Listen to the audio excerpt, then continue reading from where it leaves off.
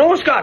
জুলাই মাসে দুটি গ্রহ বক্রী হতে চলেছেন। শনি একটা প্রথম হলেন, শনি এখন বসে আছেন মীন রাশিতে। 13 জুলাই 2025 সালে শনি বক্রী হতে চলেন সকাল 9:36 প্রায় 138 দিন শনি বক্রী থাকবেন। তার মানে হয়ে গেল 28 নভেম্বর থাকবে।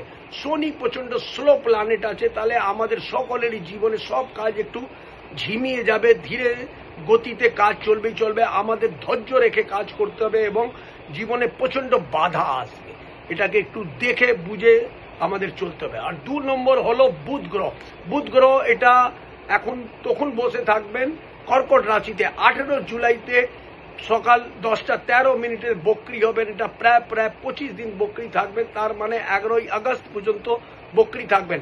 আমাদের লোকের সাথে কমিউনিকেশন একটু খারাপ হয়ে যেতে পারে, আর আননেসেসারি মিসআন্ডারস্ট্যান্ডিং আমাদের সকলেরই মধ্যে হতে পারে। এই জিনিসটা একটু মেনে চলতে হবে, তাহলেই আমাদের খুব ভালো জানবে। নমস্কার।